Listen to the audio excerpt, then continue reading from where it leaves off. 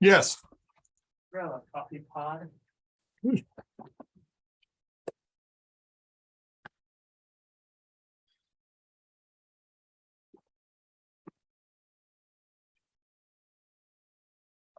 That's like chocolate. Chocolate's good. I always go vanilla.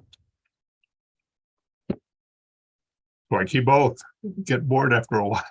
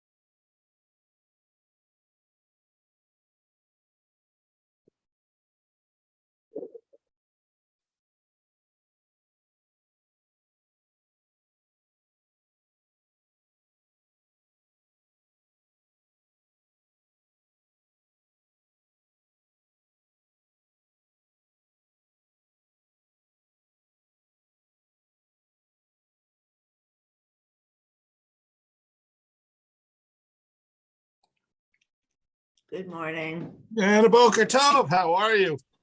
Can't hear you. Yes, you can. You can? I can hear you. Good morning. How we doing? And good morning from the other half. Okay. Your Doing screen. good. Good. Thank God. Everybody's all set? healthy? Everyone? Yeah, pretty good. All set for high holidays? I think so. I think we're gonna have it anyway, whether or not we are. Your screen keeps freezing up.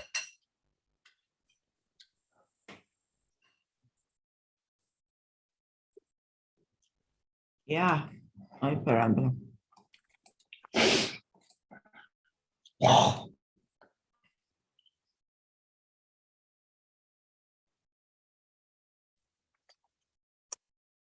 Okay.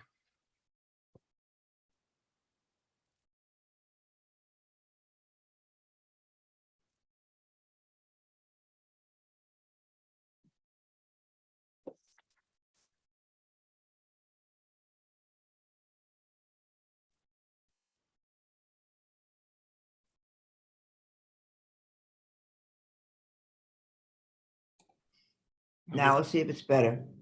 Give it a shot, see what happens.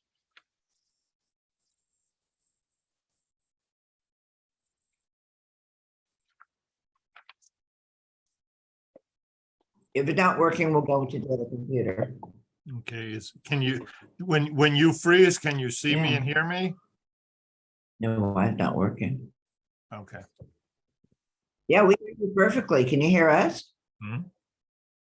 Yeah, Yep.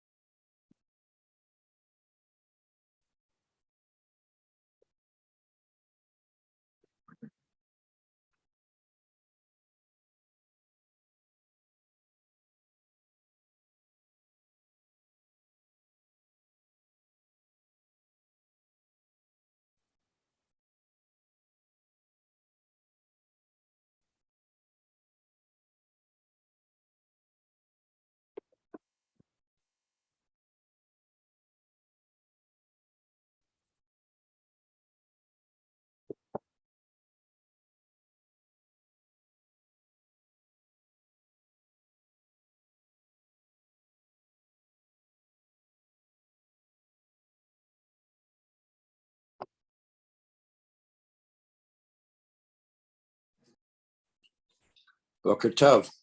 Boker Tov, Boker Or. What's good and new? Ready to learn.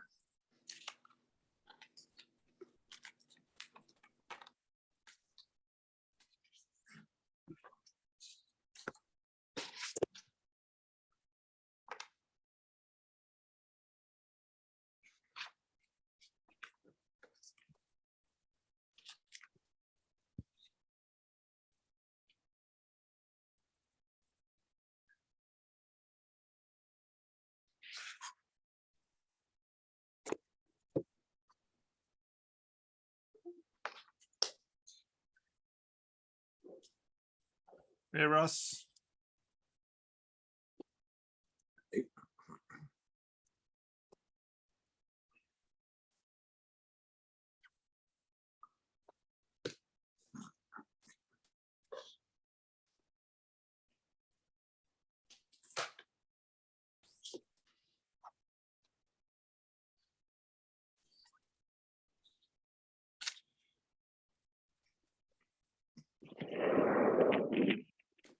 We'll give people a couple minutes.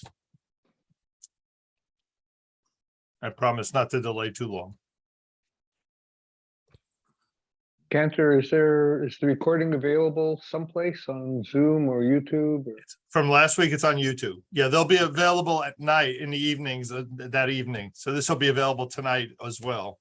Okay. Okay, is this better? Can you hear me now? We can hear you now. Okay, good morning. And you're not freezing or anything? It's not freezing up or anything? No, it's working. Good, good, good. All right.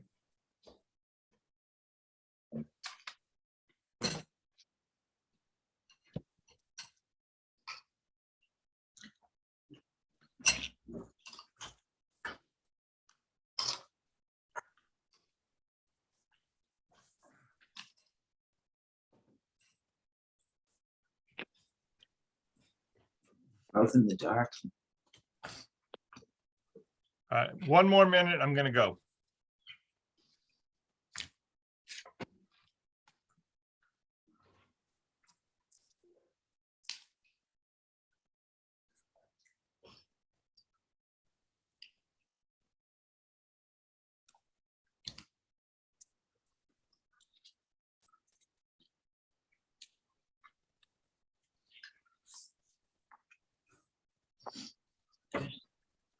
All righty, my friends. Thank you for joining me. One more week of intro, and then we will really go back and flesh out the tale. But I want to today give a sense of an overall view of some of the large picture approaches of the rabbis of the Talmudic period. And then I want to talk about the canonization of the Bible as the source that everything else comes from once you've done that. All right. So that's the framework for today. So heroes are those people whose ideals and their values society wants to emulate in their own struggles. And in reality, though, what's really important is not what's true, not what is the real events of the life of the hero, but at the end of the day, it's about the legends that develop around those people. You know, for most of us, we don't know an awful lot of George Washington's life. We may have done some reading, but everyone knows he chopped down a cherry tree. Whether this is true is irrelevant. That's our bonding experience around George Washington. And Abraham Lincoln never told a lie. Whether or not he actually did, which I have to suspect he did, you know, his wife had to say to him, how do I look in this? And I'm sure he, like every other husband in society, made the wise choice. Okay. And so as reality of it is, it is the myths, it is the legends about people that bring us together when we think back on our history. Talmudic legends were no different. They elaborated on the biblical actors, the biblical characters, and their descriptions of those characters have had more of an effect on us than the actual lives of the characters. They would bring them into the Greco-Roman civilization and make them part of the discussion. Abraham in that process turns into a saint, and Isaac becomes a martyr, and Jacob is the scholar, and conversely, Esau becomes the representative of Rome. And so they could, like 1984, they could write about Rome without ever saying the word Rome. They just use Esau. Everybody knew what they were talking about, but they were protected in their words. A great example of that is Hillel. Hillel comes to Palestine at the age of 40. He's an obscure descendant, somehow theoretically, from the house of David. He studies for 40 years and then ministers to his people for another 40. Does anybody have the document I handed out? Yes. All right, Sandy, would you read the Midrash, the reading number 1 there? This is Like Moses, who did not gain universal recognition until the age of 80, Hillel lived to the age of 120. So great was his passion for Torah, but so dire his poverty, that when he could not pay the entrance fee to the lecture in the academy, he eavesdropped through a hole in the roof. On one occasion, he was so wrapped in attention to the lecture that he completely failed to notice that he was caught in a snowstorm in his life imperiled. Later, on the Passover Eve, when the elders of Judea work, to a man stumped by a ritual problem on which the observance of the festival depended. Only Hillel could solve the problem and save the day. For this one feat, he was appointed Prince of the Sanhedrin. His character and temperament were no less heroic. No one could exhaust his patience. Nothing could shake his humility or cool his natural warmth. Even the most negligible of his disciples was worthy of being a prophet had he but lived in biblical times. So let me suggest that person doesn't exist. It's like what you cannot tell me that there's a human being who walks around and just never loses his temper. Nothing bothers him. He's just calm and collected, and he's the perfect human being. That person never lived. All right. That is the midrash about the person. That is the legend. That is the myth that develops that we hold on to. But that's simply not possible. It's sort of we all want our rabbis to have no piece of human in them but we want them to be completely aware of all of our needs. They should have no needs of their own. All right. They need to be perfect, and it's not real. They're human beings like everybody else. All right, so I wanted to frame it so we have a sense of we're operating in the area of a lot of midrash in our process. All right, so what is fascinating, the rabbis clearly had a very bureaucratic orientation in terms of the Talmudic world, and at the same time they say very little directly about God. Nonetheless, underlying their vocabulary, there were theological assumptions that were implicit. And so that's where I want to start in this process. We're about to hit the high holidays. One of the prayers that we chant repeatedly is Avinu Malkeinu, and we say those words as if it's just a phrase. But the reality is it really represents two different manifestations of God. All right. The Bible is much more focused on Malkeinu. All right, God is the stern king, the meticulous administrator of justice. God is the creator. God is out there in the universe. The Talmud instead grabs grasps the Avinu, that which is imminent in our lives, that element of God in which it's a protecting father as opposed to a ruler out in the universe. When we turn to the Talmudic world, we have a new sense of intimacy between man and God is now near to anybody who calls upon him. So, like you have, okay, so let me go on. God himself is depicted in the Talmud. There are times in which God weeps with us. Right? That's not a biblical concept. God weeps with us when we are sad and when we are in a process of suffering.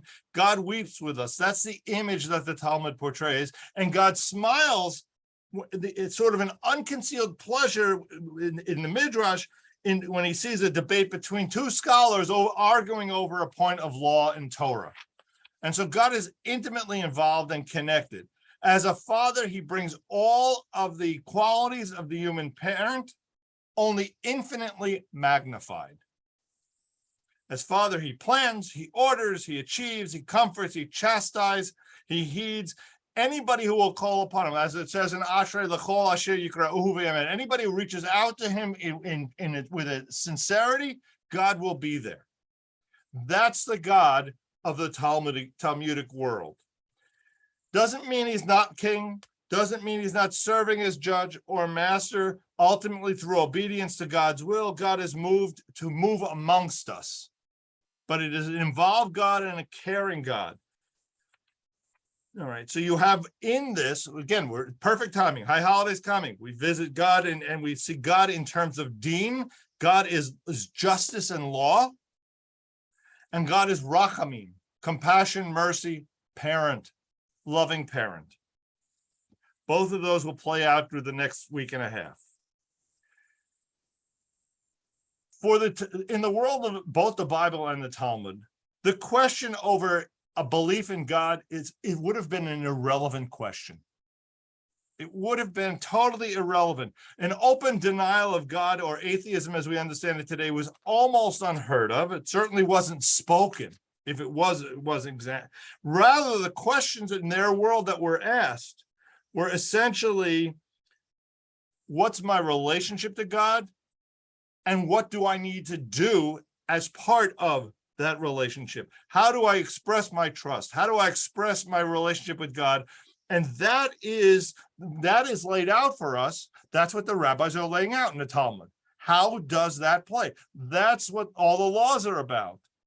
That's what, we're fulfilling this covenantal relationship, and they are laying out for us what are the terms. Okay? So again, as I said to you last week, the Bible says, "Lo tivashel gedi b'chalev imo," don't boil a kid in its mother's milk. That's a completely irrelevant statement for all of us. Completely. But we live by the Talmud's understanding of not mixing milk and meat. Okay? And so that became one of the ways. And so everything was organized. Cleanliness and eating and sleeping and business and amusement and marriage. Every one of those is regulated. Every one of those can be elevated to a behavior that engages God, and every one of them then is accompanied by a bracha, by a blessing, which further elevates the experience. Okay, any comments? Okay. First, large picture issue I want to address, and I obviously I'm doing a summary here. Each of these is an hour and a half lecture unto themselves, is theodicy. All right. At the end of the day, underlying for the monotheist, you have the concept of God rewards justice and punishes lack of justice. And so the Talmudic culture inherited this lofty prophetic vision of the end of days when the wolf will lie down with the lamb and the leopard will lie down with the goat. All right. Again, not realistic, very lovely. My rabbi in Dallas used to say, I know how the lamb and the lion can spend time together. You get a new lamb every day. All right. And they can lay down together every day and it works out. All right. What the rabbis did is take what the prophets had foreseen in the large picture for all of mankind and therefore corporately and apply it to the individual. The resurrection of the dead. When we read about it in the Siddur, it's about the collective. The requital of the righteous and the wicked, each according to his own just desert, all blossom under rabbinic thought. What made it incredibly aware and acute at this particular moment, why they had to do that, is that you had this national humiliation with the destruction of the temple. You have suffering of many, many individuals. A third of the Jewish people is wiped out in the two wars of 70 and 135. That's the equivalent percentage-wise of the Holocaust. A third of the people are wiped out. You can imagine sense-making of the world and sense-making of relationship with God requires a deep dig at this point. Israel as a whole, people are clinging to essentially what was the orthodox equation of the time. Sin leads to physical punishment. Righteousness leads to material well-being. but they also were looking at it the same way we would look at the Holocaust and say, that's lovely, but it doesn't work. It doesn't hold up. And so what the rabbis did was take that prophetic promise and they extended it into some deep, distant future, either in terms of humanity or an afterlife. Okay. Now I'm going to tell you the following. When you get to Theodicy, there is no definitive answer. It's almost, I've seen the term undefinitive theology. When you have multiple and many answers, you have no answer. You have a series of struggles. And if you've ever done a course in Theodicy, you realize there's probably 8 or 9 different responses to how among Jews alone as to how this works, which tells you no one's real comfortable with any of them. Now, you remember that I want to give a historical context to this concept. We're talking about a period in which the Jews had emerged from Persia and then Greek, but Persian influence was very strong in this time, and Persians were dualists. And so you have what gets introduced in this time is the figure of the Satan, the Satan. It's an ancient notion. It's essentially, it's not a god, it's an accuser. It's like a prosecuting attorney in the heavenly courts. You see the character show up in the book of Job. And by the way, Satan is not a proper name. It's the Satan. It's a title. It's a label. Okay. But that is a result of Persian duality. Now, obviously, Christianity took it and went one step further and almost turned Satan into somebody who actually has the power to challenge God. No matter what the definition we as Jews would have regarding Satan, whether or not we even believe in it, or whether it's an internal, it certainly has no power. It's still a fulfillment of something God is wanting to do. It is not any kind of existence that has the ability to challenge God. It is not an equal in any way. And as a result, over time, most of the traditional teachers of the Talmud did not like the idea. All right. And the result is it diminished and went away from Judaism. Just like the idea of the biblical idea of no afterlife, the rabbis made changes. They introduced an afterlife. They discarded the Satan concept as a threat out there, the biblical version anyway. All right, so I don't have a solution for you on Theodicy, but I can tell you they lived in a world where this was critical for their making sense of a world in which everything had just been destroyed in front of their eyes. That's one idea. The second idea I want to address is chosenness. The Bible is filled with statements of the selection of Israel in a special covenantal relationship. Every Shabbos, we get up and we say blessings that say, Asher bachar banu mikol ha'amim, who has chosen us from among all the people. There's a discomfort with this, obviously. And I know certainly when we're outside of the room of Jews, it becomes all the more discomfort. All right. And as a result, in recent years, there's been sort of this apologetic angle that's been placed on this. Well, we have a special relationship. It doesn't suggest that we're superior to anybody else. It's not, what we have is not superior, etc. And yet at the end of the day, there's only one possible justification for any kind of missionary activity. All right. And that is, we have the answer. We want to expose new souls to Torah. And mind you, the Christians have no problem saying the same thing. They don't use the word chosen. They claim to have the truth. And by the way, if you don't accept my truth, for many Christians, you also don't get into heaven. If that's not chosenness, what is? All right. So it's not just Jews. Yes, Lou. Trying to unmute, sorry for the delay. Yeah.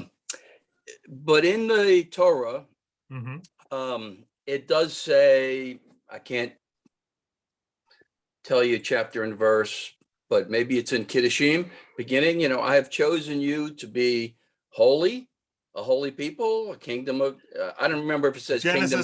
Genesis 19, a treasured people and a holy nation.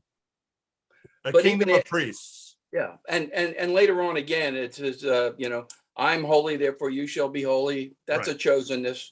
Over and over and over and over. Right.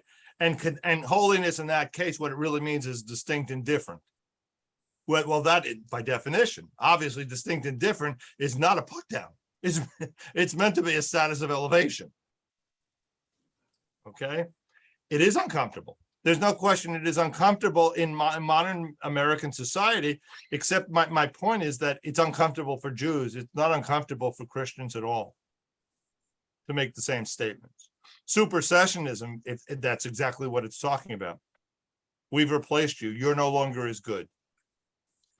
One of the things, though, that's important in looking at this concept is that it's not ethnic. It's not genetic. There are Jews who can essentially, by definition, they remain Jews, but that doesn't mean they're part of the chosen people. You have to opt in. You have to choose to be chosen. And so a non-Jew can convert, a non-Jew can embrace and become part of the people. But the Jew who practices nothing and does nothing and has no relationship with God, that's not the definition of chosen. It's not an ethnic status. One step further, the Torah goes out of its way to identify Israel as not being chosen by their own merit. It's not that we've earned it. It's because of Zechut Avot.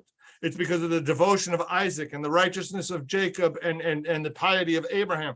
They were wonderful. That's why we begin the Amidah by saying, oh, by the way, remember Abraham, Isaac, and Jacob. And then we turn around and say, oh, by the way, we need these things. We don't deserve them, but remember the relationship you had with them. Give it to us because. All right. So I think that's an important concept. Yes, there's a sense of chosenness. The chosenness is a function of living a lifestyle as laid out by Torah and the Zechut Avot, the merit of our ancestors. With that chosenness comes, and I believe that this is the way the blessing really reads. It's who Asher Bacharbanim Mikol Amim was chosen us from among all the people, semicolon, V'natan lanu et Torah. What were we chosen for? To get Torah and to live by Torah. That's the chosenness nature of it. All right. The Jew also has recognizes a sense of collective responsibility. Again, the world of the Bible was collective responsibility. If you read the second paragraph of the Shema, it's not individual punishment. If you don't observe the commandments, you're not getting rain. Now, I don't know about you, but my neighbor doesn't get rain if I don't get rain. Okay, it's pretty much a collective response. And so we know as Jews, the concept in the Talmudic world was that the innocent suffer along with the guilty, and therefore the Jew had extra responsibility to mind their way lest they bring calamity on the entire community. Chosenness also implied chosen responsibility. You could bring disaster based on your behaviors. That's a heavy burden. That's a heavy burden. But it's what comes with the idea of chosenness. Again, any comments or thoughts on that one? Lou, I see your hand up. Go for it. Yeah.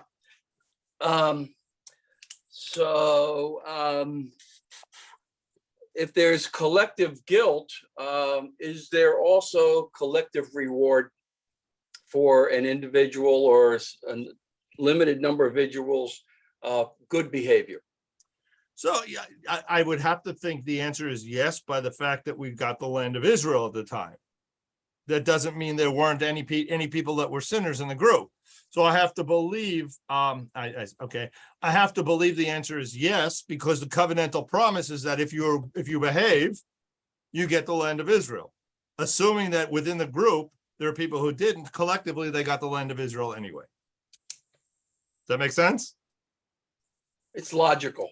Yeah, right. A lot of this doesn't work in reality, but it's a logical. I'm giving you the big picture thinking process of the way the rabbis approached. Doesn't always work for everybody, clearly. And being in America, which is a very I actually spoke about this past Shabbos. It's a world in which the individual need and the individual is primary. It doesn't work as well for us in addition. We are sovereign selves, in the words of Arnie Cohen and can't think of the other sociologist, can't think of his name. All right, so we have now Theodicy, we have Chosenness. I want to now highlight the centrality of the land. The land of Israel occupies a primary position in our text for two reasons. First and foremost, it is the land promised at the time of the covenant between Abraham and God. And that promise is repeatedly reaffirmed throughout the biblical times as a gift of God to Abraham and his descendants. It's not just a land, it's a theological fulfillment of covenant. That's one reason. Second, and perhaps even more pragmatic, is there are an awful lot of laws in the Bible that can only be fulfilled in the land of Israel. You cannot do them elsewhere. They've fallen by the wayside for most of us. The sacrifices and all those kinds of things. There is much that is only being dealt with in the land of Israel. And so Israel has a theological element to it that is very powerful.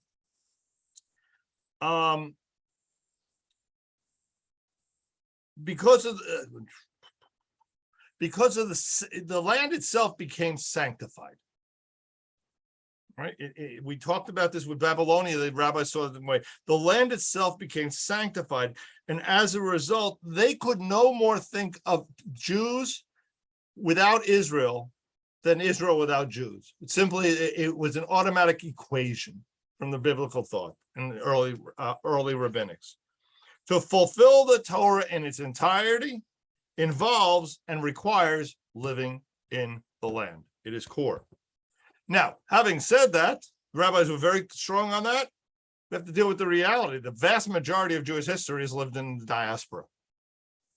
Okay, so we have this ideal of what is perfect. We have reality. And the result is the rabbis took that and they built a system. When the temple is destroyed, first of all, remember, they assumed that it would be rebuilt within 70 years. The first temple was rebuilt after 70 years. They assumed the same thing. And so what they did is build into the daily life of a Jew reminders of what would have happened in the temple if it was still there. Our prayers, we face towards Jerusalem. It's not an accident. Okay, it was an attempt to remind everybody, yeah, Jerusalem, we're going back to Jerusalem. Now, mind you, it's a very bizarre concept because we talk about, well, we have to face east here. I don't know if you've noticed, we live on an orb and it's round and there's no direction you can face it. You're not facing Jerusalem. And I'll just to give you an example of the absurdity of it. When I was in Dallas at Shereth Israel, they had an opportunity to buy the Prestonwood Baptist Church. Prestonwood Baptist Church had a sanctuary for 4,000. They had 150 classrooms, and they were selling it at 30 cents on the dollar. They just wanted to get rid of it. And they chose not to buy it because of what the perceived cost of turning the sanctuary to face east. The rabbi's response was, timeout. That's a custom, number one. He said there's even a discussion in the Talmud that says your sanctuary shouldn't face east. It should face southeast because otherwise you give the impression that you're worshiping the rising sun. But the aesthetic of that concept that we have to face east was so strong, they never built and they never bought the building. And I believe to this day it really cost them greatly. Lou, I see your hand up again. Go ahead. It was just a bad business decision. Are you sure these people were Jews? Cantor, as you may have known, that from the time that we moved onto the Bel Air property until mid 80s, the bima was on the north wall, and it was designed in a shape that would be perfect for a cross because it was a Baptist church. There you go. Right, that makes sense. And look, again, as I say, on a pragmatic level, it's a round planet. Okay. And the east is conceptual because if you're on the other side of Jerusalem, you're not facing east, you're facing Jerusalem. It's not really about east. If you're in Israel, you face towards Jerusalem. If you're in Jerusalem, you face towards the wall. It's not always east. Okay. Judaism continues to profess its hope for the salvation of all society, the restoration of God's chosen people. Whether or not Jerusalem is what we have, is what we want. There's all sorts of questions about, we say L'Shana Haba'ah B'Yerushalayim. And that got changed in recent years to Yerushalayim HaBenuyah, that it gets built in the way that we want it to be, because we have Jerusalem now. All right. Nonetheless, we've throughout, despite the fact that we are all comfortable, none of us are getting up and moving tomorrow morning. Our families here, our lives are here. Nonetheless, there's a sense of bemoaning and alienation and an exile, because the land itself has meaning beyond anything in reality. It's covenantal promise. Again, any other questions? Russ, you're quiet.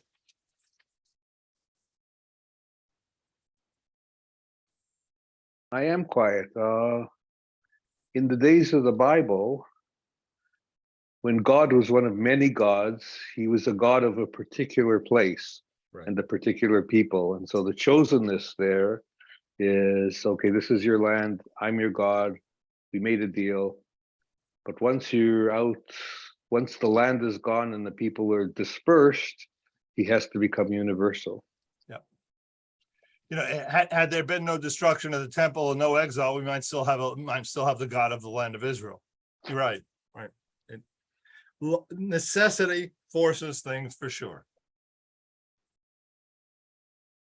All right. So I've given you at least 3 concepts that sort of permeate the way the rabbis are thinking. We're going to get into a lot more detail. The second thing I want to do today is talk about the canonization. The Bible becoming a fixed document that is accepted by all as a holy text. The reality is that the Jews of the Second Temple period created the document that we call the Tanakh. Let me make 2 statements that go with that. One, Tanakh, explain, just make sure we're all on the same page, is an abbreviation for the 3 sections of the Bible: Torah, Nach, Nevi'im, prophets, and Ketuvim, the writings. And so it's an abbreviation, an acronym for Torah, prophets, and writings, the Tanakh. The other is that, and some of you have heard me say this before, I'm speaking in what we're going to talk about now as a historian. I speak not as a theologian. The theologian in me would slap myself for a lot of what I'm about to say. Okay? But I do believe that the history is accurate, and that's what I'm presenting. Understand that, and then the whole conversation will be a little smoother. Okay. In the Persian period, now we're talking about before Alexander the Great, which is somewhere around the 320s, 330s before the Common Era. In the Persian period, the various strands of what is Torah, the 5 books, were woven together for a final time, and the resulting product became the Constitution, or in a sense, the foundational document upon which everything else is built. Once the Torah text is firmly established in the last centuries of the BCE period, no one would dare change it. All right? Even the parchment it's written on becomes holy. Now, someone noted on Sunday, there was a person in class who reads Torah. And if you look in your Chumash, you'll often see an asterisk next to a word. And below they'll say, well, this is what it really should be read as. In other words, the rabbis recognized something here didn't make sense. We're not going to change the written form of the Bible. It's set. But when we read it, we need to say something that makes sense here. So we read the word differently than it appears. Right? It's called a kri, the reading, and a kativ, the written. Right? There's 2. But at the end of the day, they weren't willing to, once it got finalized, it wasn't touchable. Then in the Hellenistic period, which follows Greek leadership, the words of the prophets underwent a similar process of selection and editing. Prophecy continued over time, but its method and message after it was finalized changed, and I'll talk a little bit about that a little bit later. The Jews of that time, really until really the first century Common Era, there isn't even a term for canonization. The idea of a Bible as a formal structure of books didn't exist. Rabbis rather use an equivalent phrase. They would talk about a book that renders the hands impure, meaning that book itself is holy, but that there was this collection that all worked together was not necessarily part of the way in which they were thinking. Certain books had achieved a level of Kedusha, but canonization is less clear. And to give you some examples, it's impossible to tell when you look at Josephus's works in the Jewish antiquities. It doesn't seem that he had any idea of the concept of a canonization, of a formal structure of books combined. And the Jews of Qumran regarded the Torah, the prophets, and the Psalms as holy books, but they also didn't have a sense that they all somehow fit together in a unit. So at the end of the day, what happens? A book ultimately to become part of a canon, as we describe it, needs to have three qualifications. One, needs to be created in a previous generation. If Mark Levine writes something of some worth, which will be a challenge, all right, my generation is not going to celebrate it. The next generation has that opportunity. Okay, but if it's got to be of a previous generation. Two, the text then is established and not open to change, which by the very definition tells you something about the Siddur. All right, it doesn't have that sense of sanctity. It's changed all the time. It's added to, it's deleted. I mean, again, you go back to 1946 in the Silverman Siddur, there's no prayer for the state of Israel. Want to guess why? All right, there isn't, right? It didn't exist. And so the prayer book is, in a sense, as I've described as many times, is a theological tell. You have the concerns of generations built upon one upon the other, and so it's continually in flux. But that's not true of a book that's been canonized. And the third thing is it's regarded as authoritative, not just by the scholars, but by the community at large. The community has to accept it as well.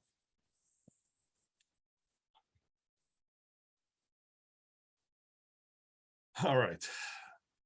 The laws of the Torah, once it's finalized, they have to be obeyed. The prophecies concern eternal truths. All right. And they're all meant to give us a sense of connection with God. So the question becomes, despite the fact that there's been no change in the text, there's been change in how we understand the text. There is a level, it's called, instead of calling it change, we call it interpretation. But in certain ways, it's not a lot different. The scroll, and again, I want to also lay out for you a hierarchy here. Rabbis love these games. The Torah is more sacred than the prophets, which is more sacred than the writings. Everybody has their scale. There you go. We all know with the scale. And then there's the Mishnah, the Talmud at the bottom. You have a Siddur, and lots of other books too. All right. The scrolls of the Mishnah and the Talmud have no inherent sanctity. They're not like the Bible. The rabbis, as I said to you, however, turned the Bible on its head. They never would have admitted it, but they turned it on its head. The common example is the Ben Sorer Moreh, the rebellious child, who the Bible tells us the parents are supposed to take out to the gate and have everybody stone them, and the parents have to be the first one to stone them. All right. What the rabbis did is they couldn't get rid of that. They would define it in such a way that nobody could qualify. They did the same thing with many laws. When they didn't like a law, they didn't get rid of it. They interpreted it out of practical existence. That's why when somebody says to me, well, the Torah says, and that's the end of the discussion. Well, yeah, somebody made a decision on that along the way. We have the right to do that too. All right. Thoughts, questions? Have I upset the cart in any way? I'm looking at the group and I'm guessing no. Yes, Lynn. Yeah, so I'm listening to this and it's just bringing up something that's been in the back of my mind for quite a long time. Please. I don't know very much about the Nevi'im and the Ketuvim, and Mhm. I would like to, and I guess it's a request to offer a class about the Nevi'im and the Ketuvim. So thank you. I think one of the first, let me just tell you where you are exposed to them and you may not realize it. Okay. First of all, the prophets are chanted every Saturday morning. It's called the Haftarah. So you probably, if you read the Haftarah, you're exposed to a lot more than you think. You may not know it in the collective, all right? But I hear you, but there's a lot that we've been exposed to without having really, again, it's like having a holy book and not knowing the context. I'd like to have an overview of it and a historical perspective on it. Okay, and then in the writings, we know a lot. So for example, the book of Psalms permeates our service. By the way, I went to an Easter service a number of years ago with a friend of mine, and I realized that, take out the stuff about Jesus, they're reading the same Psalms. There's just dozens of Psalms. They're reading them in English. We do it in Hebrew. But Psalms permeate prayer. Psalms permeate life cycle events. We all know what do you do when somebody dies? Psalm 23, the Lord is my shepherd. The Psalms fill, okay? We read the 5 Megillot in the course of the year of Esther, Song of Songs, Ruth, Ecclesiastes, and Lamentations. And then the Chronicles are filled in a lot of the interpretation. I can give you some background on it at another time. I will tell you it's not an area of great expertise in terms of the historical period, but I'm happy to do some of that along the way. Okay, fair enough. All right. Torah. Let's look at Torah in general. First of all, who is the narrator in the first 4 books of the Torah? The answer is it's anonymous. We don't know who's speaking. It's not Moses. It's not God. Somebody's reporting what Moses said. Somebody's reporting what God said. We don't know who the narrator is. That changes in the book of Deuteronomy. In the book of Deuteronomy, it's clearly the work of Moses. It consists of 3 long orations, and Moses throughout the book tends to speak in the first person. Okay, the book of Deuteronomy was probably written much later. Some claim that that's what Josiah found when he talks about they found the book of the Torah. It's probably Deuteronomy in all likelihood. But the Torah in general is the product of centuries of tradition, both written and oral, that are finally intertwined for a final time, and the editing stops. Okay? The process, once it stops, however, in certain ways is both freeing, liberating, and it makes it easier. Number one, we no longer can change anything. The text is done. But once you can't change the text, it's only then, once it's fixed, that you could begin the process of interpretation. And so it's liberating in that it enables us to take the text and for Rashi to play and for Rambam to play. Yes, Russell. You're on, yeah, there you go. You'd think that they would have taken out all of the internal inconsistencies and contradictions before they finalized it. Yeah, you're right. Obviously, whoever the editor was, in my mind, again, I'm speaking as a historian, it reflects the fact that there were multiple communities with multiple traditions, and he simply was playing the politic of not pissing anybody off. And so when you have 2 stories of creation, 2 stories of a flood, and they're merged together in lots of other ways that it plays throughout, and et cetera. And who gets to write the history is the victors, all right? That's why the priests are descendants of Aaron and not descendants of Moses. Moses, the priests in the northern kingdom were descendants of Moses. That land gets conquered first. It goes away. Who are the survivors? The southerners. Those priests are from the descendants of Aaron. Who gets to decide who's a priest? Those who survive longer. So descendants are now all of Aaron. Most people credit this final final section of editing of the Torah in some way to Ezra. Whether or not that's accurate, that's really where we seem to be coming down. And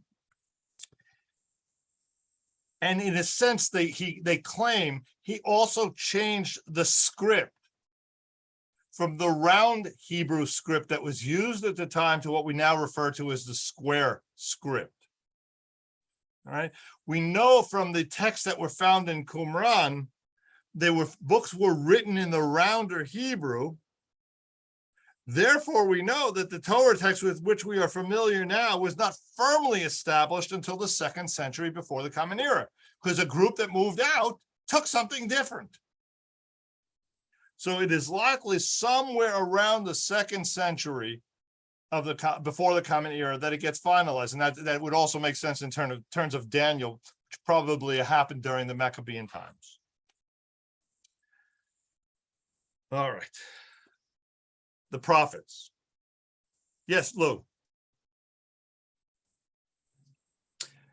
When you say the older script, there was a script that at least some of the Dead Sea Scrolls are written in that have very little bearing to the letters that we see today. Is that the script you're referring to, or is that even an earlier script? So let me not claim knowledge I don't have. I don't know the answer to that question. Okay. My suspicion is probably, but I can't tell you that for a fact. Around the year 200 before the Common Era, Ben Sira writes about the scribes' needs to be concerned with the prophets. But it's probably that he's referring to important figures, not the canonical books of the prophets. And then since the Samaritans, again, we're looking at the historical play, the Samaritans who separated themselves from the Judean community at the end of the 2nd century BCE, did not take the prophets with them. And therefore, it is likely that the prophets were not canonized before the 1st century before the Common Era. So the Torah seems to be canonized somewhere around 100 to 150 years prior to the prophets. Then we get to the writings.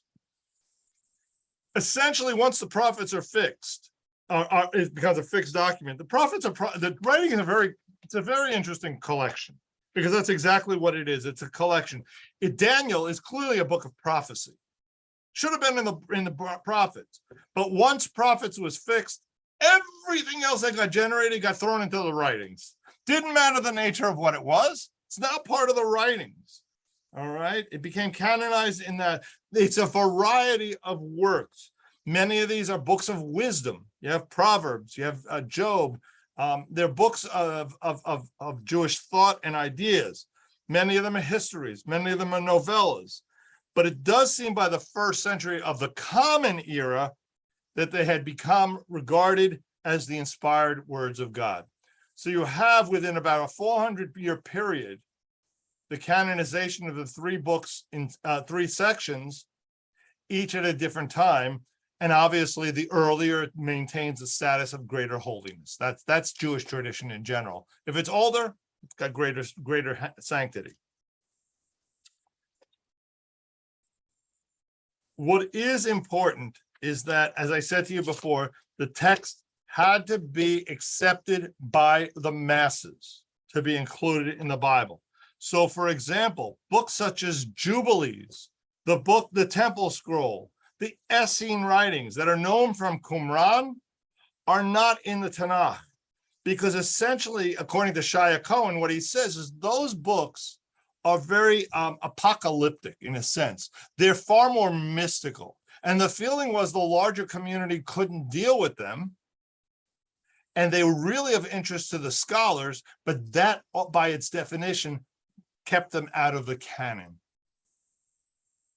Now, what does it mean to be apocalyptic? Okay. The word itself, it means to reveal or to uncover. But what is different here is they are writings that it's not a direct conversation between God and a prophet, and the prophet then bringing the words to the people, Rather, it's an angel having a conversation with the prophet, and therefore you've got an extra level of an intermediary. All right. And so the word of it becomes less absolute. They didn't want to canonize it. It's not a direct revelation from God. It also is not spoken publicly. They didn't read it publicly. And it remained obscure. Even when you studied it, you still weren't sure what it was saying. It's very, very obscure.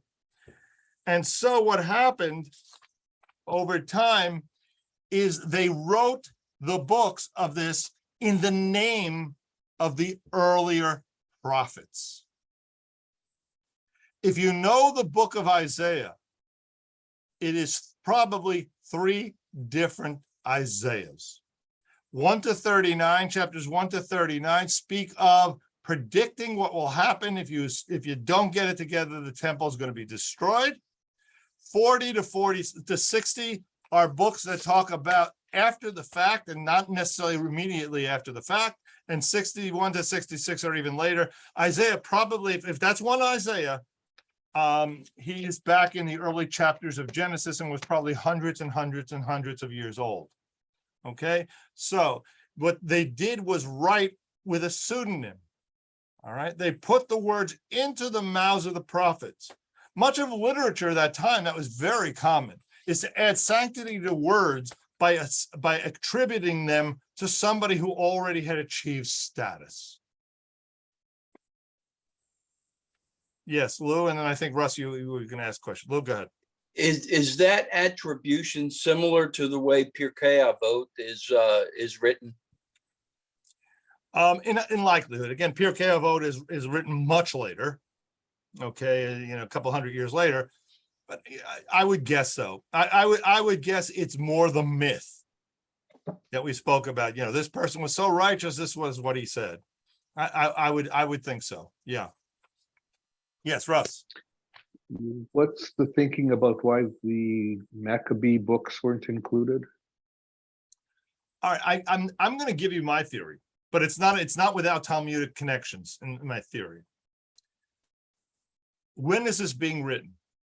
When is the Bible its final form being canonized in the late 1st century, early 2nd century of the Common Era? What does Hanukkah celebrate? The rededication of the temple. What doesn't exist any longer?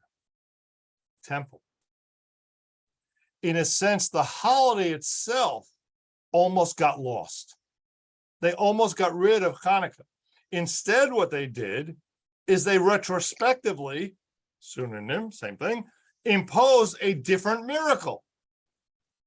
Now it's about oil lasting 8 days, because there's no way to celebrate the rededication of a temple when your temple's just been destroyed. So I'm of the belief that the timing on it didn't make sense. We're standing and facing the destruction of our temple in this time. Do we take those books and canonize them? That's my theory.